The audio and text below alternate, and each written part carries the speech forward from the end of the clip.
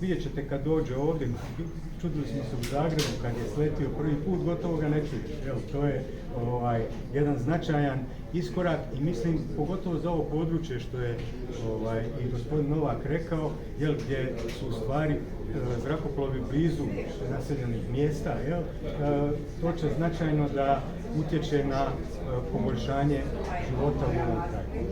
Ovo je prvi respektan zrakoplova koji trebaju doći, možete li nam reći kad dolaze ostali, koliko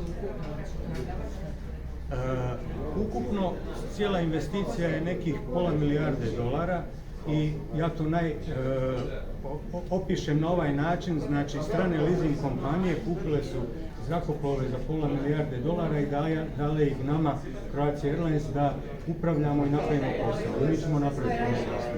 To je, drugi zrakoplov dolazi u 11. mjesecu i on će nositi ime Split, tako da evo, već u 10. mjesecu ćemo otići da posjetimo tvornicu i da vidimo da sve ide u smjeru koji očekujemo i onda ćemo ovdje imati svečanost vezano za dolazak tog sljedećeg zrakoplova.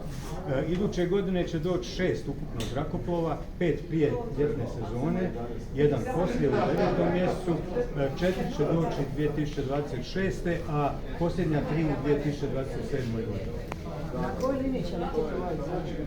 Evo, danas je počeo na liniji Zagreb-Split, sutra ćemo obilježiti, sutra je 35 godina od Croatia Airlinesa, od osnivanja Croatia Airlinesa i prvi međunarodni let koji je Croatia Airlines obavila je bio Zagreb-Frankfurt, tako da će se sutra obilježiti i taj s novim zrakoplovom let Zagreb-Frankfurt. Poslije toga zrakoplov će leteti sukladno operativnim potrebama.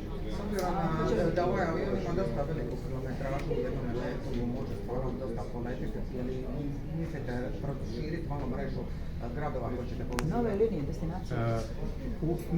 Mi smo u stalnom analiziranju nekakvih 20-ak novih destinacija koje ćemo postepeno uvoditi kako flota se bude širiti.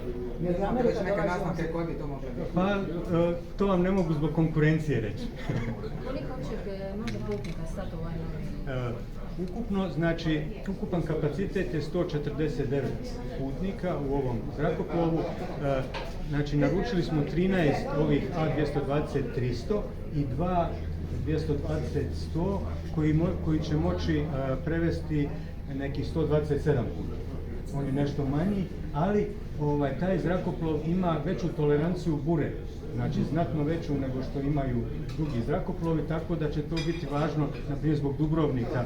Znamo da često se dogodi da avioni ne mogu sletiti u Dubrovnik tijekom zime zbog bure, a ovaj avion će imati veću toleranciju, tako da očekujem da će biti mnogo manje otkazanih leta.